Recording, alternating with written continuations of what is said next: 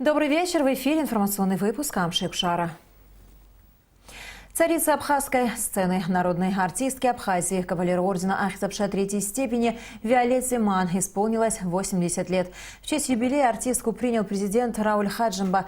Во встрече также приняли участие советник президента Владимир Зантария, министр культуры и охраны историко-культурного наследия Эльвира Арсалия и генеральный директор Абхазского государственного драматического театра Надар Чанба. Поздравляя народную артистку республики с юбилеем, Рауль Хаджимба подчеркнул ее выдающуюся роль в развитии культуры и искусства Абхазии, отметив, что Виолетту Ман хорошо знают и любят не только на родине, но и за ее пределами.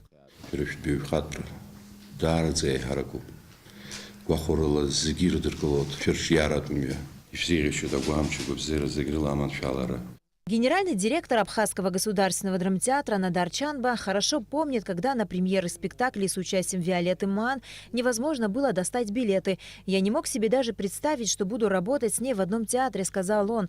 Как сообщила министр культуры и охраны историко-культурного наследия Эльвира Арсалия, в рамках празднования юбилея Виолетты Ман будут организованы театральные мероприятия.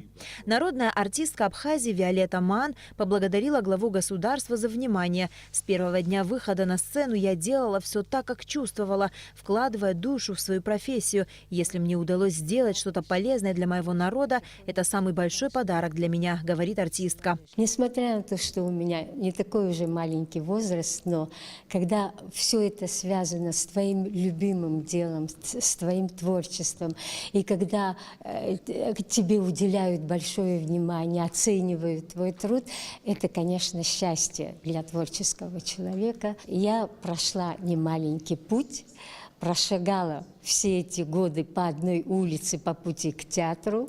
Все иду и не знаю, к чему я еще приду. Царица абхазской сцены. Именно так называют Виолетту Ман. Родившись в семье артистов, девушка росла в творческой среде. С детства выступала вместе с отцом Владимиром Ман в госансамбле народной песни и танца, а затем и на эстраде. В 16-летнем возрасте Виолетте Ман присвоили звание «Заслуженная артистка Абхазии» за исполнение ею песни Ивана Лакарба на стихи Баграта Шинкба «Колыбельная». Казалось, Виолетта Ман должна была стать певицей, но после окончания школы она поступает не в консерваторию, а в театральный институт. Несмотря на то, что Виолетта Ман не стала профессиональной певицей, любовь к музыке сопровождает ее всю жизнь. На протяжении всей своей творческой деятельности выступала и выступает как исполнительница народных песен.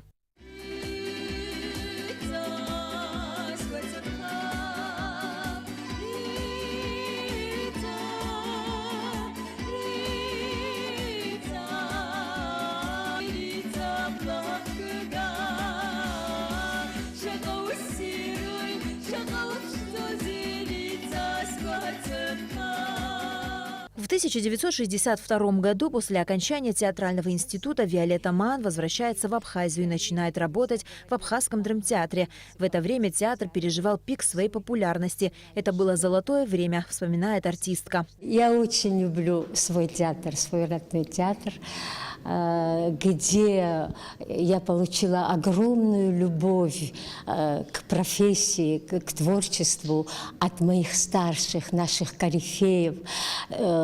Я очень считаю себя счастливой в том отношении, что мне пришлось с ними работать. Вот так стоять рядом с такими великими актерами, как Лео Касланце, как Минадора Ивановна, как Анна Видовна, Ваня Кукускиря, Азиза Агарба, Зебе Агарба. Виолеттой Ман сыграны роли в десятках спектаклей. Она снималась и в кинофильмах об Абхазии «Белый башлык», «Колокол священной кузни» и «В ночь на новолуние». Артистка призналась нам, что полна силы и энергии и еще не раз порадует зрителей своим творчеством.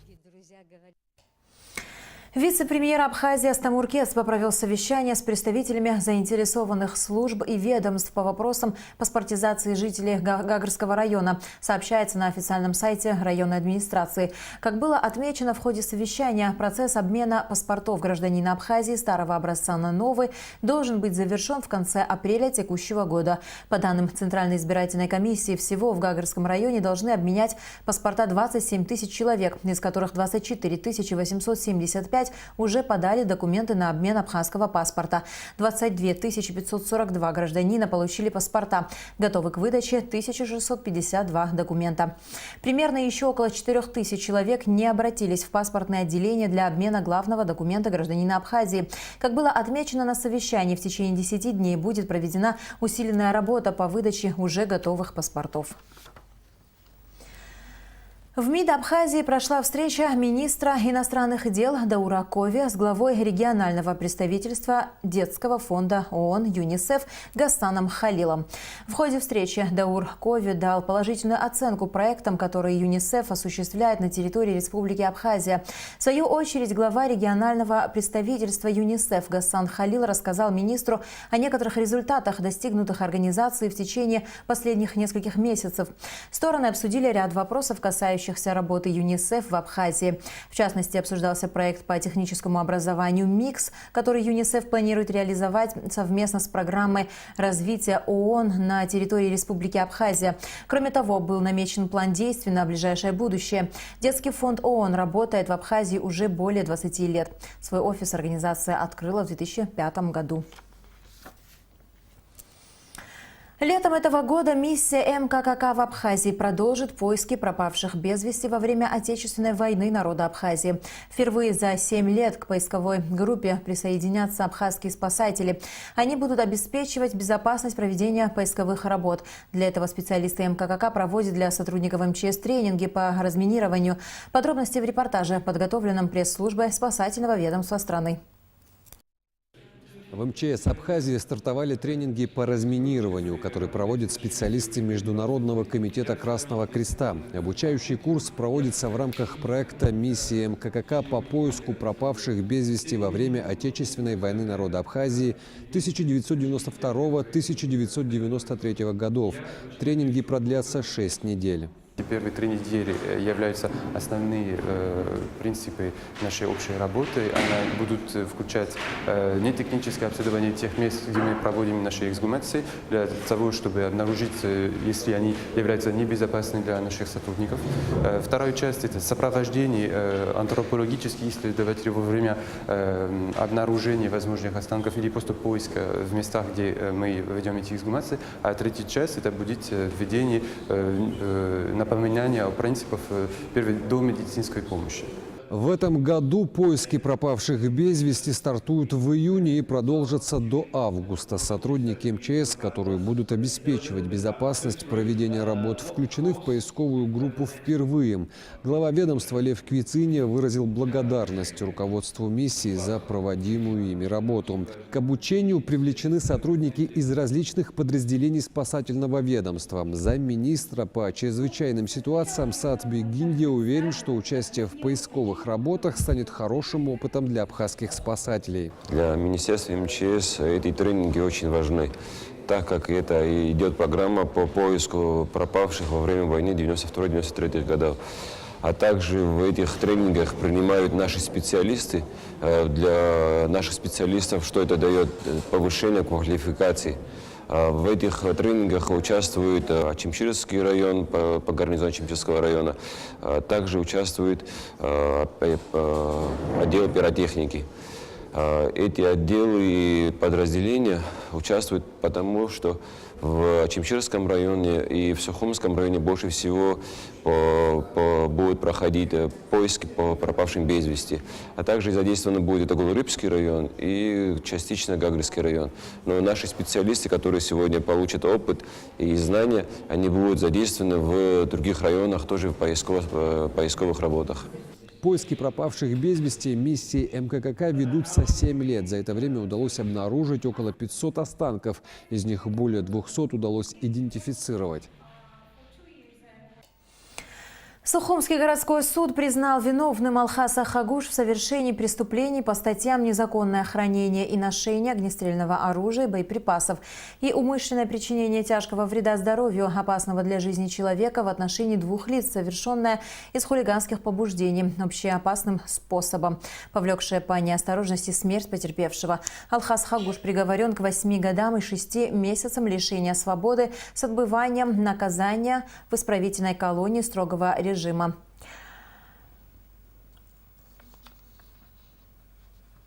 Об этом сообщается на сайте Верховного суда Республики Абхазия. Приговор Сухумского городского суда вступает в силу по истечении 15 рабочих дней, если не будет обжалован сторонами. 22 сентября 2018 года во время свадьбы в банкетном зале Абырлаш в Сухуме 33-летний Алхаз Хагуш несколько раз выстрелил из пистолета, после чего скрылся. В результате стрельбы была ранена 38-летняя женщина, а 60-летний мужчина скончался в больнице от полученного огнестрельного ранения. Уже второй день, как в селе Гуада Учимчирского района с помощью специальной техники проводится лечение ореха фундука от различных грибковых заболеваний. Работы организованы Министерством сельского хозяйства Абхазии. Необходимые фунгициды были розданы наиболее пострадавшим районам. Репортаж Саида Джарсаля. В Абхазии более 10 тысяч гектаров ореха. Для многих крестьян выращивание этой культуры является основным источником дохода. В прошлом году от различных грибковых заболеваний ореха фундука пострадали почти все плантации восточных районов республики. С наступлением тепла Министерство сельского хозяйства приступило к комплексному лечению ореховых насаждений. В администрациях наиболее пострадавших районов Абхазии были розданы специальные лекарственные препараты от вредителей и грибковых инфекций. Всего было распределено по районам до 3 тонн препарата фунгицид, а Чамчирский район получил более 1 тонны. К сожалению, мы поздно начали лечить. Надо было еще пораньше, пока листочки не вырастут. Но и сейчас тоже можно трехкратное лечение, а потом завезут, наверное, эдохимикаты, и мы начнем последующее лечение этих не только фундука. Сейчас надо лечить и фруктовые деревья, и мандарины, и все, что есть. К сожалению, сейчас мир такой, насекомых слишком много, поэтому надо вовремя реагировать. В частных хозяйствах села Гуада более 30 тысяч корней ореха фундука. По словам Циалы Ашуба, выделенных химикатов хватит на обработку большей части ореховых плантаций. Оставшиеся территории будут обработаны при поступлении следующей партии химикатов. Лекарственные препараты распыляются с помощью специальной техники, а в труднодоступных местах кусты ореха опрыскиваются вручную специальными шлангами. Не так давно жители села Гуада стали использовать европейский метод технологии выращивания ореха фундука. По словам ореховода Альберта Кварчия, если раньше выращивали 5-6 корней ореха в одном месте, то сегодня эта система выращивания культуры устарела. Он отметил, что нужно проводить обрезку кустов и оставлять 1 или 2 корня. Такой метод очень широко используется в Италии и способствует хорошему урожаю. Новый метод штамповый называется, итальянским методом его называют. Мы от старших, как мы привыкли, как раньше наши предки сажали, нерентабельно так сажать его. 2 года назад, то, что вы видите кусты, им уже 6-й год. Пробу дало, по 2,5 килограмма с одного куста мы собрали. Но самое главное, знаете, выход ядра 43%. Это на нашем местном орехе, если такой метод не сделать, то никак нельзя получить такое. И, оно себя оправдывает. Просто мы привыкли, что по 5-6 штук оставляем, и нам кажется, что больше плодов будет, но это ошибочный метод, это устаревший. И лечить, и косить, и все остальное так намного удобнее. Лечение ореха фундука в Ачимчирском районе будет проводиться в течение месяца. Жители района надеются, что оно принесет должный эффект, и это скажется на урожае. Саид Джарсали, Алексей Баструков, Абхазское телевидение. В столице Абхазии Сухуме и городе Гагра при финансовой поддержке Министерства по курортам и туризму организованы курсы повышения квалификации экскурсоводов и гидов-переводчиков. Проводит их Центр подготовки специалистов в сфере туризма и гостиничного дела при Абхазском государственном университете. Подробности в репортаже Гугуцы Вардания. В организации туристического бизнеса работа экскурсовода занимает не последнее место. Поэтому руководители турфирм подходят к выбору сотрудников-гидов очень серьезно. Экскурсовод должен не просто уметь рассказать историю, но и обладать другими профессиональными качествами, такими как коммуникабельность, эрудиция, ораторские способности, должен иметь знания как в области истории, так и по географии, археологии, культуре и даже медицине. И, безусловно, курсы повышения квалификации являются необходимым условиям деятельности экскурсоводов, помогая им совершенствовать знания по всем направлениям. Центр подготовки специалистов в сфере туризма и гостиничного отдела подобные курсы проводит впервые. Занятия организованы на 2 площадках – в Абхазском государственном университете и Гагре. Курсы занимают идут в течение недели с средним количеством часов 72 часа. Они делятся у нас как на теоретическую часть программы, так и на практическую часть. То есть курсы делятся на теорию, то есть они изучают историю Абхазии, обновляют свои знания по географии Абхазии. Точечно мы будем рассматривать историю, характеристику Ритинского реликтового национального парка. Очень интересно у нас будут лекции уже с практиками, непосредственно касающиеся этой отрасли. Мы предоставляем именно курсы повышения квалификации, которые необходимо пройти экскурсоводам, имеющим возможность дальше работать. На основании того, что эти курсы на сегодняшний день проводятся при финансовой поддержке Министерства по курортам и туризма, они являются открытыми, и любой экскурсовод, который имеет желание, может спокойно приходить и посещать эти курсы. Курсы повышения квалификации экскурсоводы и гиды-переводчики без категории и 2 категории должны проходить 1 раз в 3 года.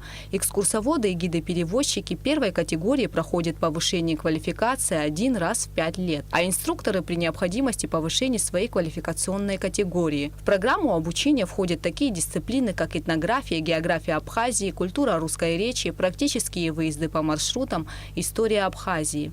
История с древнейших времен, до 19 века, как считает академик Бражба, с 19-го потом и я. Вчера подобные же мероприятия проходило в Гаграх, мы там читали лекции.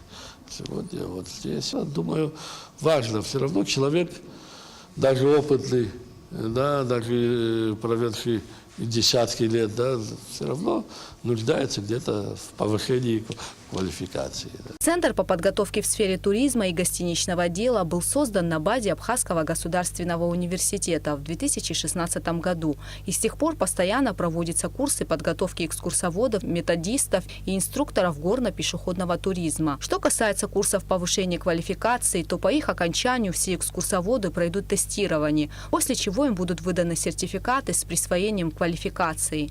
Гугут Савардания, Ильдар Дамиров, Абхазское телевидение. Союз журналистов Абхазии и Министерство по репатриации объявили конкурс на лучшие журналистские материалы по теме репатриации и адаптации вернувшихся на историческую родину соотечественников. Положение о проведении конкурса под названием «Ахищра» подписали председатель Союза журналистов Руслан Хашиг и министр по репатриации Беслан Бар.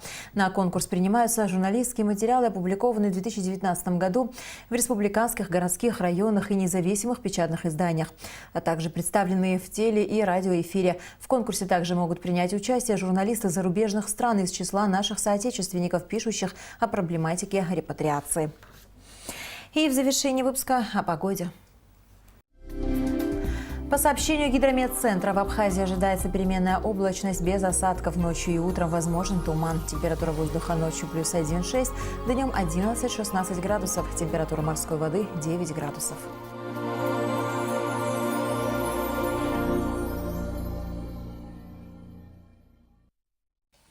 На этом наш выпуск завершен. До скорых встреч в эфире.